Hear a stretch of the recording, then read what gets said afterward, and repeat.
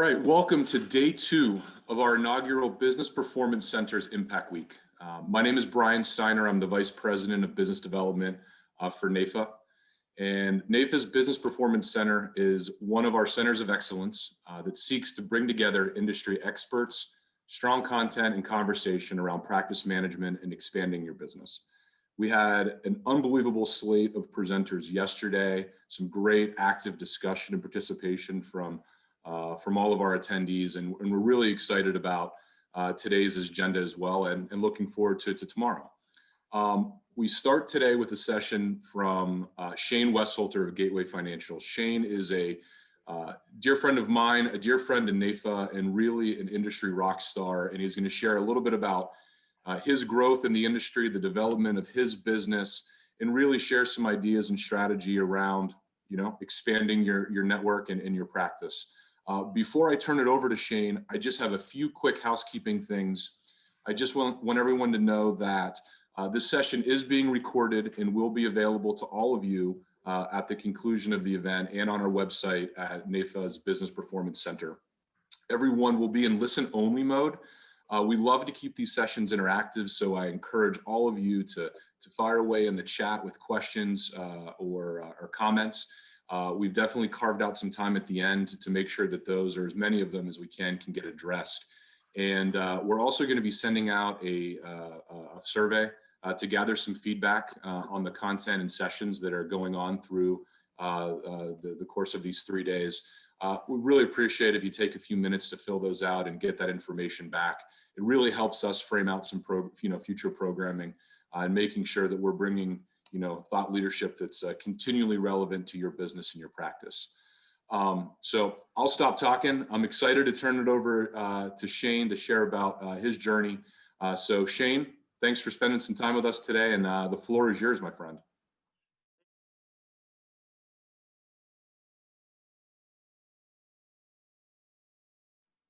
Thank you, Mr. Steiner. Good morning, everyone. I want to start by taking us back to 1976. So if we'll go to my roots of my beginning in 1976 in a small town in Missouri called Krakow, Missouri, right outside of Washington, Missouri. And I was going to St. Gertrude's Catholic School at the time. This is during my 5th and 6th grade years. I want to bring you back there because, like many of you, there were challenges in my life. I was bullied every day at the recess. I began to understand what it was like to be beat up, pushed down.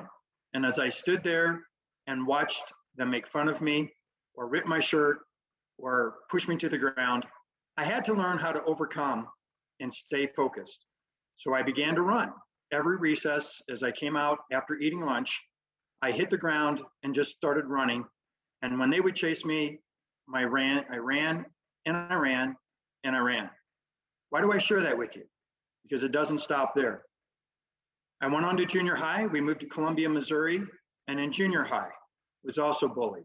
I was very involved in sports, all around sports, track, football, basketball, and did what I needed to do to continue to stay focused. As I got into high school, I was focused on football, basketball, and track. And I had the football coach come to me and said, Shane, you're one of my starters. And as a sophomore, I want to put you on the senior starting team, but you're going to have to cut your hair. I said, I'm not cutting my hair. He said, if you're going to be on my team, you'll cut your hair. So you might say I was even bullied by my coach. Needless to say, I decided not to cut my hair. I focused on track and walked off the football field. The coach that was in track had a ponytail. He allowed me to keep my hair. And so as I began to focus on track, I began to excel. That takes me to the next story in my life journey. In order to make dreams into a reality, it takes an awful lot of determination, dedication, self-discipline, and effort, says Jesse Owens, Olympic gold medalist. I focused on track. I began to run long distance, cross country, and excelled to a point to where I actually qualified for the U.S. Olympic team trials and would have been going to the U.S. Olympic team on the track as a track member. However, we decided to boycott the U.S. Olympics. First time ever that the U.S. boycotted the Olympics, but there I was again, another turning point in my life, After a lot of determination, a lot of focus, having a dream be pulled away, something out of my control. Why do I start and give you that stories? Because I want to talk about achievement and failing forward. Achievement. Every decision that we make simply leads us to another decision. If you think about it, there's no reason not to make a decision. John Maxwell said, the greatest mistake we make is living in constant fear that we will make a mistake. Let me say that again for you. John Maxwell says, the greatest mistake we make is living in constant fear that we will make a mistake. John Maxwell also said, people may hear your words, but they feel your attitude. I want us to focus just for a moment on failing forward. As Dale Carnegie says, develop success from failures. Discouragement and failure are two of the surest stepping stones to success. Might be asking yourself, well, what does that have to do with achievements or getting to where I am today? The questions that I pondered many times. It's because of the failures, it's because of the challenges, it's because of the overcoming that I've had to do, I believe, is what makes me the success I am today. I think the same might be true for you. Let's look at, what is your mindset? Your mindset and your determination. Those are two words that I keep in front of me all of the time. I wake up every day and ask myself, what is my mindset today? What is the determination that I have to be focused on? In fact, when I wake up in the morning, a lot of times I will say, today is the first day of the best day for the rest of my life. In other words, I have another day to make it the best day that I've ever had. We have to learn to say no. We have to learn to say no to the good things so that we can say yes to the best things. You know, a dream does not become a reality through magic. It basically takes sweat and determination and hard work, according to Colin Powell. So let me ask you, what is your passion? What is it that drives you every day? The word passion itself can be defined as a strong and fairly controllable emotion. It's also an intense desire or a drive. So to me, the difference between the impossible and the possible basically lies in a person's determination. When you have a passion, when you have a drive, when you have determination, there's nothing that can hold you back. You'll push through it, whether it's pain to get to the game, whether it's overcoming because someone's put you down, whether it's the challenges you face in life, economically, emotionally, physically. I mean, how many times have we seen people who have served this country with all their passion, with all their heart, only to lose some of their physical capabilities? And yet they come back and become an inspiration, a motivation, and they don't regret the fact that they served. Have you found your why? What is your why? What drives you every day? And does it drive you to the point to where you get up and are excited about it? So I have another phrase that I will use, and that's called, I would rather be the flame than be the moth. Think about that. I'd rather be the flame than be the moth. Now let me fast forward to 1988, when I started in the insurance business. I was going door to door in Ferguson, Missouri, selling $5,000 and $10,000 face amounts. Shortly after I got my license and started in the industry, I had to deliver my first death claim check. The death claim check I had to deliver was a $10,000 face amount to a mother who lost her 7-year-old son in a drive-by shooting. I can't imagine what it was like to sit there and have lost a 7-year-old son, nonetheless, to a drive-by shooting. I knocked on the door. She said, Mr. Shane, please come in. We sat at the table, we reminisced, we laughed, we cried, and I listened to her story about her son and the passion and the love that she had. But then she said something to me that changed my life. That was, thank you, Mr. Shane, for bringing this $10,000 check. You see, Mr. Shane, this $10,000 check allows me to keep my dignity. I don't have to ask my family, my friends, or the church for money to give my son the decency he deserves.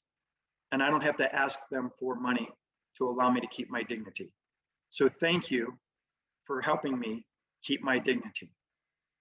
$10,000 check allowed her to keep her dignity. From that moment on, I understood what it was like to be in this industry. You see, we simply provide people dignity when it matters most. Whether we sell auto insurance, employee benefits, health insurance, long-term care, disability, help people save for their future retirement, annuities, or have money to live the life they want to live. At the end of the day, it's about providing people the opportunity to maintain their dignity when it matters most. My passion every day is to get up and focus on what we can do to help people maintain their dignity.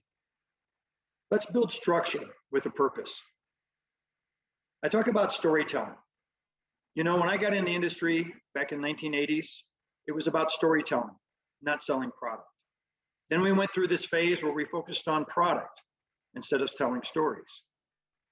I would suggest that we get back to telling stories, not just selling product. We need to be a problem solver, not a product seller. So let me tell you a couple of stories that I learned over the industry from my mentors that helped me in my early days, and I think can probably help you today. Let me talk about the frog story. Now, some of you may have heard this before, but I'm going to paraphrase it this way. Down south, when we cook frogs, we put them in a hot boiling pot back in the kitchen because we want frog legs. And they're doing the backstroke and sitting on the top of the stove with a little pilot light underneath of it, or maybe the flames are on low. But the water's not hot by any means, and we put the frogs in and the frogs can swim around. Now, if you put frogs in that water and it's, lukewarm, they're going to be okay. As you want to bring that water to a boil, what do you have to do? If you turn that water straight up to a boil right away, the frogs will jump out. So you come by as a cook and you turn it up one notch at a time. So over about 30 minutes, the flame gets a little hotter, the water gets a little warmer, and eventually that water comes to a boil. But you see the frog's body adjusts to the temperature around them. They don't notice that the water's getting hot. They don't notice that they're about to die. When that water comes to a full boil, they will die. However, if you walk through that kitchen and you bang the pot, you make a loud noise, or you turn the heat up too fast, the frogs would all jump out of the water and you'd save the frogs. My job is to be that person in the kitchen in your life to turn the heat up. My job is to give you stories. My job is to make you emotionally feel uncomfortable so that you will make the decisions you need to make today and not let the environment around you keep you blinded. The preacher story. I refer to this because a good mentor of mine was Al Schulman in St. Louis. And I took him over to a home one night, one of my clients who was a Methodist pastor there in St. Louis. And we're sitting in his home. And at the end, of course, many of you can relate to this, he said, I need to think it over. And in fact, I need to pray about it. So I call this Think It Over, Pray About It close. Mr. Schulman, without missing a beat, turned to my client and said, Pastor, where do you normally prepare for your sermons on a Sunday morning here at home? And he says, well, right over here in my study, in my den. And he says, isn't that where you normally do your daily praying? And he says, I do, sir. He says, well, then I suggest while we sit here at the kitchen table, you take a few minutes and go pray about it there in your den and come back with an answer. So the minister got up, he went to his den, and he said a short little prayer. After praying for a few minutes, he came back and he said, Mr. Schulman, I prayed about it. And the Lord has told me that I need to wait until tomorrow to give you a final answer. Mr. Schulman, without missing a beat, stood up and said, Pastor, would it be okay if I use your study for a moment? Of course, he didn't know what to say. He said, sure. He went in there for a few moments. He came back out and he said, Pastor, I just spoke to the Father. The Son gave you wrong information. Could you go back into the study and speak with the Father, please? So I talk about this because I found it fascinating. We walked out that night, we signed applications. Of course, I was very uncomfortable through the whole process, but I had a mentor that knew how to overcome objections and how to go for that close. Again, when I was brought into business, we had a story, we had structure, we had purpose. Nothing was by chance. So we would start off what we refer to as the 100-person story. You can find it on the internet even today as the 100-person story or the 100-man story. But it started off something like this. According to Social Security Administration, Health, Education, and Welfare, the average person starts off working a full-time career somewhere between 18 and 25. Now they'll work their career between 35 to 40 years. And as they continue to work over the course of that period of time, they'll eventually get to a point to where they call, quote, retirement. According to the recent study, one person, when they reach retirement, will be considered wealthy. 4 will be financially secure. 5 will continue to work, not because they have to, but by choice. 36 will not see retirement age. So that leaves us with a number of 54 that will be dead or dead broke, meaning that those remaining will be dependent on Social Security, relatives, family, and charity for the minimum standard of living. 5% of the people will be successful financially, 54% will financially fail, and 36% will not make it to retirement. Which of those figures would you like to be in? And thus we start down our presentation. So learn to tell stories, get third-party articles, get some information, but most importantly, have structure and have purpose for every meeting that you go into. Learn to build a script. Build a script or build structure with a purpose. So when I say get a script, find something that works for you. And when you walk into those appointments, stick to your script. Don't deviate. Don't get off of it. Don't ad lib. Just like a good Broadway play, practice and rehearse. A good music concert, practice and rehearse. Even in sports, they practice and they rehearse. When we watch an NFL football game on Sunday or a basketball game during March Madness, it's simply practice and rehearse. They're going out on the court and doing what they've been practicing over and over and over. We need to be doing exactly the same. So a focused path, stick to your routine. When I started in the business, I had a mentor that told me in 1990, why don't you get off of doing the home service business, or what they refer to as the debit business, and come to the ordinary side of the business. Start selling ordinary insurance. You can do it on nights and weekends or during the day if you prefer. But I started off doing nights and weekends. It was a company at the time called Franklin Life, which got acquired by American General. And that started my career. And I want to share that with you because here's what he said to me. Shane, if you give me 10 years of your life, I will give you a 6-figure income. Now, at the time, a 6-figure income was unimaginable to me. And he said, give me 10 years of your life and I will give you a 6-figure income. And a 6-figure income sounded pretty good. So I started down that path in 1990. 8 years later, in 1998, I had 250 contacts for the year, 210 appointments, 77 sales, for $119,401 of income. I sold $9,722,345 of face amount insurance. Yes, I kept score. I kept score from the first day I got into this business, and I still keep score today. 2006, 8 years after that, I had 235 contacts for the year, 230 appointments, 222 sales for $472,000 of income. And I did that in the first 6 months because in 2006, I left St. Louis and moved to California in the month of July. So I was on track to do a little over $1 million of income that year.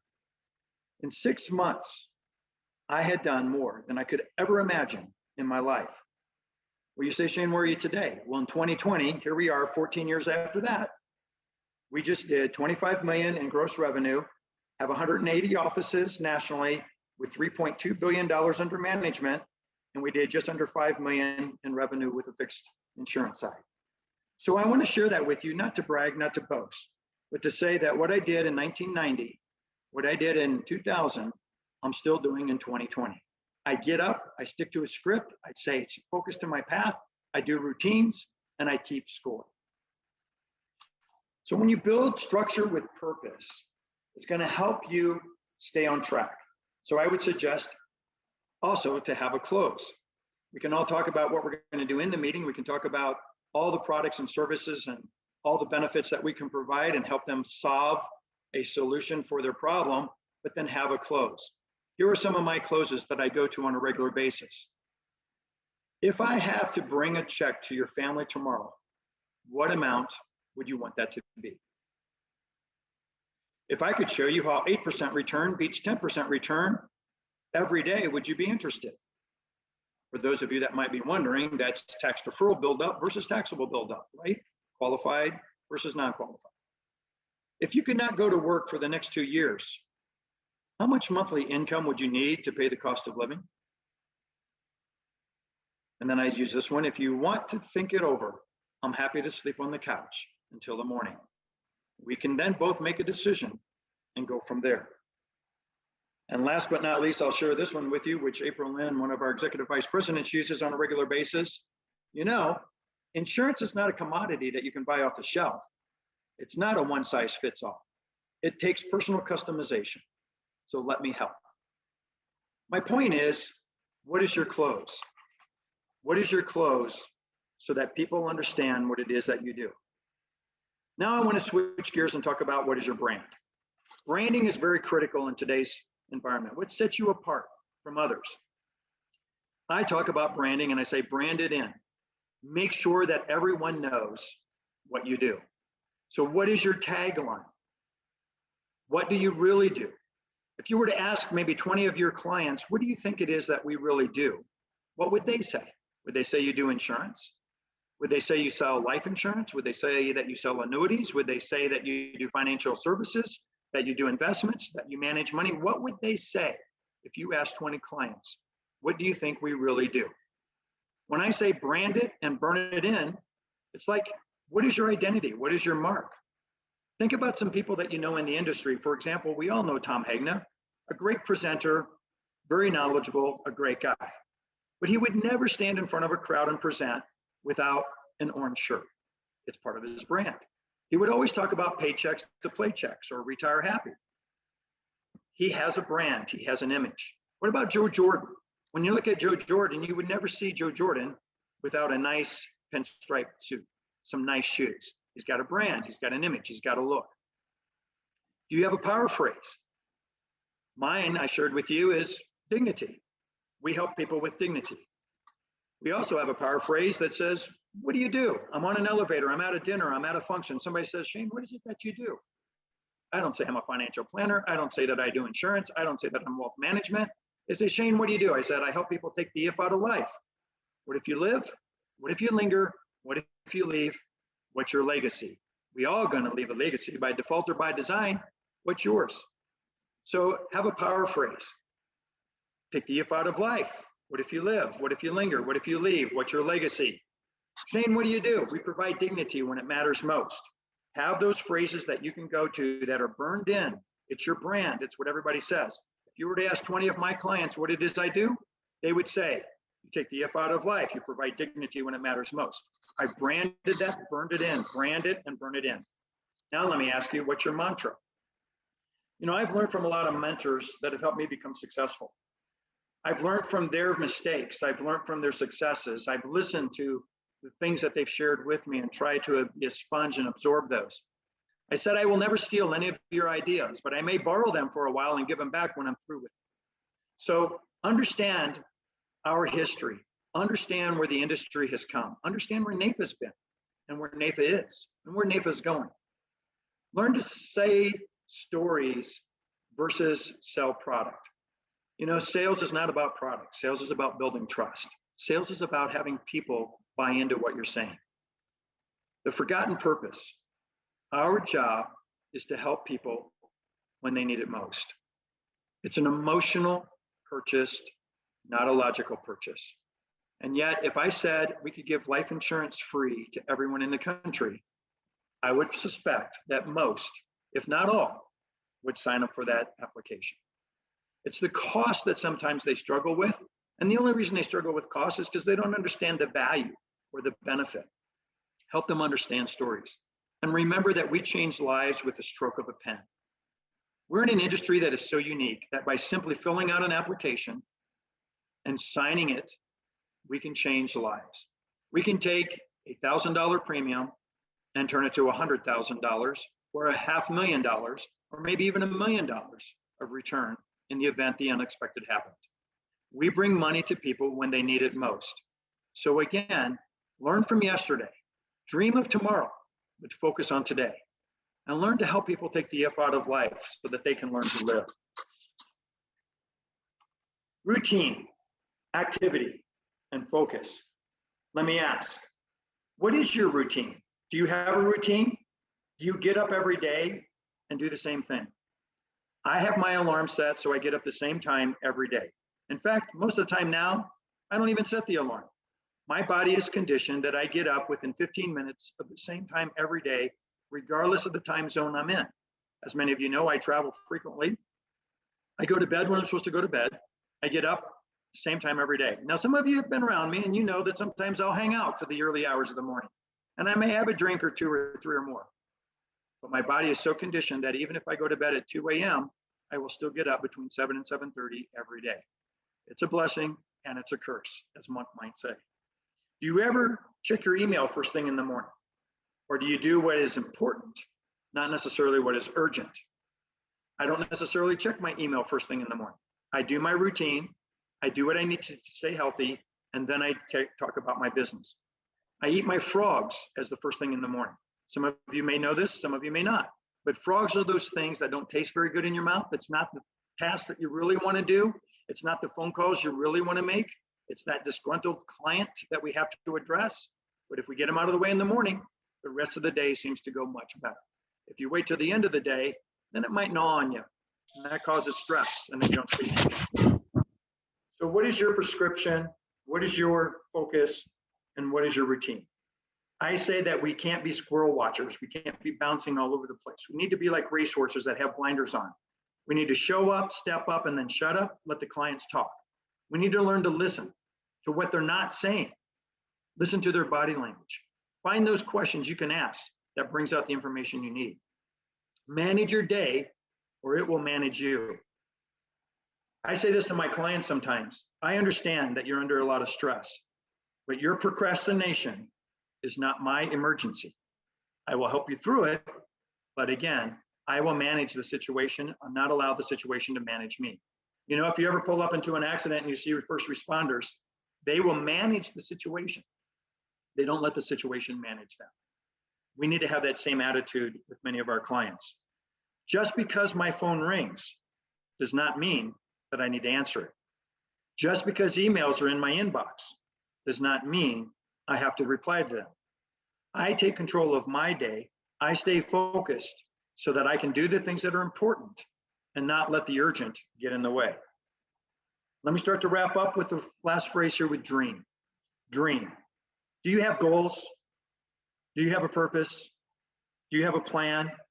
Do you work your plan? Don't reinvent, but repeat, repeat, and repeat. For goals, do you have a dream board?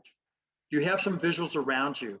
Do you know where you want to go? And do you have something that's inspiring you to get there? Do you have a purpose as to why you're either money driven or passion driven or maybe charity driven? What is it that makes you drive your passion every day? Don't reinvent. As I said, I've had great mentors around me and it's part of my success, especially thanks to NAFA. Without NAFA, I would not be the success I am today. I have learned to learn from others and then stick to what they say works. I don't worry about making it my own. I don't try and reinvent it. I don't need the glory or the credit. I'll take their ideas, borrow them for a while, give them back when I'm done. But most of us at top of the table, most of us that have become success, we haven't been so brilliant that we've done it on our own. We've listened to a lot of people around us, maybe formulated it in a different way, but then we made it ours so that we could present it. So let me recap. Have a story and share it. Provide solutions and not products. Have a passion with a purpose. And be a brand or become your brand. Make sure that it's solid so that when people are asked what it is you do, they will have the mantra, they will have the tagline that you want them to have. So that last side, we'll put up that shows, have your story and share it, provide solutions, not products, have passion with a purpose, and be a brand and become a brand. Make sure that people understand who you are. So my mantra again is learn from yesterday, dream of tomorrow, but focus on today. Hopefully there's a few things I shared with you that will help you become a bigger success. And again, thank you, NAFA, for allowing me to present. And thank all of you who have shared your ideas with me to allow me to become the success I am today. So Brian. over to you for some Q&A if we have time. Sure, absolutely. Well, since I was froze up for a second. Hopefully I'm live and everyone can hear me now. Obviously you've been active in NAFA, and this is the NAFA shameless plug section of the program. I know you've been active in NAFA really since kind of you got into the business, and you've been active at many levels. Just curious if you had some thoughts on how it's impacted your business, maybe whether it's through your network and mentoring or, on the advocacy side, because I know you've been involved in a number of different areas. So I'd be curious to hear your thoughts on really the things that, that stand out the most. Yeah, great story.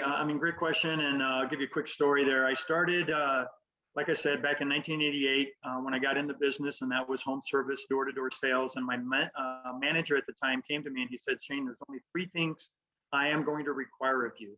And here they are. Number 1, we have a meeting every Tuesday, and I expect you to be in the agency meeting and don't be late. Number 2, I want you to wear a tie every day when you're working the job. Do not go down on the job and not have a tie on.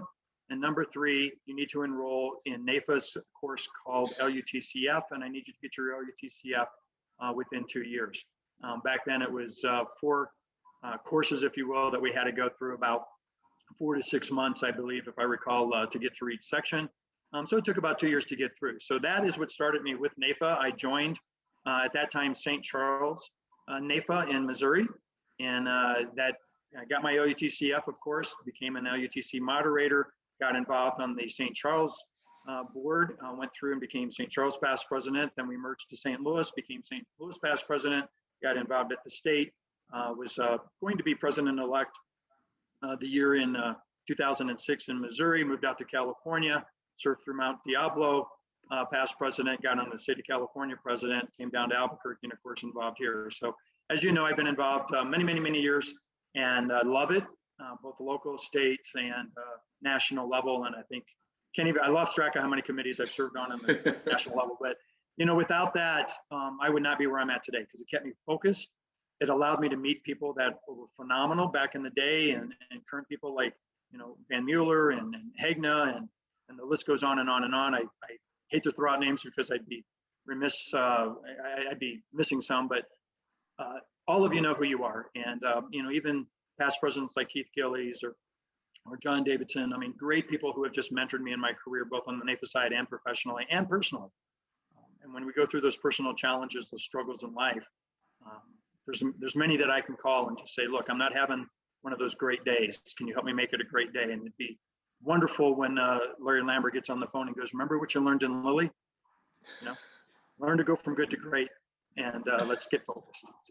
So thank you, NAFA, and all of you that have been members and mentors in my life.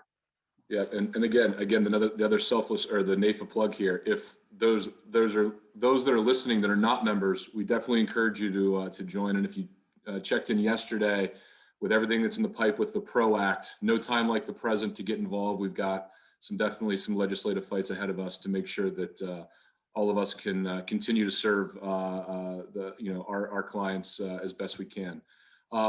Shane, you had referenced early on about charity, and I know that Gateway, you guys are active not just in Albuquerque but in other places across the country. I'm just curious as to getting active in your community outside of a professional association like NAFA, really what that's done to open up opportunities in other markets, from being from on the charity side. Yeah, great. Another great question. And obviously getting involved in the local communities and the charity. We've done a lot of things. I'm blessed to be at a point in life where I can give back not only financially, but of my time. And I think the key point there, though, is if you're going to get involved with organizations, whether it be cancer related or ALS related or dementia related or veterans related or homeless related or whatever it might be, make sure that you do it for the right purpose. You really need to have a passion and believe in that organization. It's not about going to find a way to get more business. It's really when you're true to the passion and you get involved, it will pay benefits. The payoff is it'll come back to you. And it has. We do a lot of things. In fact, yesterday here in Albuquerque, it was 70 degrees over the weekend, about 50 degrees yesterday. We did a walk for Women to Be, which is an organization we support that provides women in third world countries the opportunity to keep their dignity. We can talk more about that at another time. And then last night we got a snowstorm. So I'm sitting in about 18 inches of snow here at my home here in Albuquerque, which is incredible. But I think the purpose of that is that we as an office went out and walked. We did a 3-mile, we committed a 3-mile walk, and we did it as a team. And I think it builds camaraderie. It also builds relationships in the community. And for me personally, all the boards I've served on have never cost me time or money. They've always it's always given me a great return. So great relationships around the country as a result of it as well, whether that be in NFL and sports. Brian, as you know, we work a lot with pro athletes. That led into the entertainment industry. And make no mistake about it, I don't want people listening thinking that, oh, well, Shane, it's great because you work with these multimillionaires. We don't. We work with a lot of the retired players that actually filed bankruptcy, and we're helping show them how they can get back on track, how to be wiser with their money, and trying to get financial literacy in place for them in the pro athletic world, because a lot of these, by the time they get into their second year in pro athletes, are working to pay off the debt they incurred in the first year, because no one teaches them about true financial processes or plans. And I would say our average client is still what I would say Main Street, not Wall Street. Probably average $100,000, $150,000 household income, especially here in Albuquerque, it may be a little bit lower. And our average account balance, you look at we got $3 billion under management, and I would say our average account balance is probably between 100 to 200,000 average account balance. So a lot of clients, a lot of households still working with Main Street. No, that's fantastic, because all too often, sometimes the middle market gets, I don't want to say overlooked, but unfortunately it can, and making sure that those people are getting good, sound advice is paramount to, well, everybody. So appreciate the work you're doing. I got one more coming. One more question. If for the folks on the call that are maybe just getting started in the business or in their first year, if there's, and obviously the landscape of the industry has changed a lot as far as more of an independent model, not as focused in the career agencies. If there's one piece of advice that you could give someone getting started, what would that be? That's a great question. You know, the industry has changed. As you said, when I started in the business, you know, we got to learn one product at a time as they were being developed, right? And now it's kind of like drinking from a fire hose. You come into the industry, it's a smorgasbord, it's product everywhere, and we end up focusing on product training more than sales training, if you will. So I think if there was one thing I would say is, you know, you'll learn the product. That's something we have to do, and it's ever changing, and all of us have to do that throughout our entire career. In fact, I learned products years ago that aren't even in existence today, and I'm sure there's products in the future that are still coming that we're not aware of yet. So that being said, I would focus on your sales skills. Learn how to become a person who can relate to others, build trust, and have passion. If you really find your passion in this industry, what it is that drives you and why you love this industry, it's probably not going to be the money. It's going to be more something emotional attachment. Maybe it's a family story. Maybe it's a situation you went through. Maybe it's loved ones that you lost in your own family. But find that passion. If you find that passion, it will make you a success. I had a mentor tell me one time, Shane, when you recruit people into the business, and of course we recruit a lot of people now, 4 or 5 a month at this rate. He said, here's what you need to look for. Find out if they have a passion that's a fire in their belly. If they have a fire in their belly that they have a passion for, you can blow on that flame and make it a bonfire. But if they have no fire in their belly, you can never help them become a success. So I think that's part of it. And I see a comment from Jose in the chat. You know, a great comment, Jose, talking about, he says, I feel I'm amongst the very fortunate and unknown industry to many Americans, legal and illegal immigrants. I agree with you. You know, we're at a point, especially over this past year, where life insurance is probably on the forefront of more people's minds than ever before. We've all had the unexpected relationships happen, or maybe in our immediate family or extended family or family and friends. Certainly we've heard it on the news. And I think financial literacy is something we need to absolutely focus on. Many of you that are on this webinar are here because you've committed to learn. You've become committed to make yourself better, and I applaud you for that. Don't hold it in. go and give that knowledge that you've had. Even if you're brand new in the industry, you pass the test. There's a lot of information in that exam you had to learn that the average person on the street does not know. Share it. Help people understand financial literacy. It's the thing that this country needs more than ever, especially now. People just had to go through a year where if they didn't have a savings, they felt what it was like to be dependent upon the government, waiting for that next stimulus check to come. If they got unemployed and didn't have a 401k or didn't have an emergency account, our message that we do, whether it's on the financial service side or whether it's on the insurance side, should be so loud and clear today, more than ever, especially coming out of this past year. Thank you, Brian, for allowing me to be part of the program. And again, thank you to all my mentors and all my friends here. Excellent. Shane, great information. Really appreciate you sharing your story, carving out some time. And we at NAFA appreciate all your service. So thank you very much.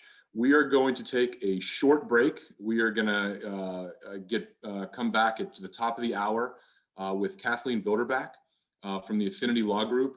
She is going to share with us some information around operating with healthy businesses in a post-COVID world. Obviously, we've all been impacted by the pandemic, and making sure that we understand where the opportunities and ways that we can help business owners once we get back to whatever our new normal is. Really excited to hear her thoughts on that. And it's also going to be brought to you in collaboration with our relationship with the Society for Financial Service Professionals. NAFA has a great working relationship with FSP. We've done some great things with Kathleen in the past. We're excited to have her. So I encourage everyone to stick around, and we'll be back in about 12 minutes. So thank you.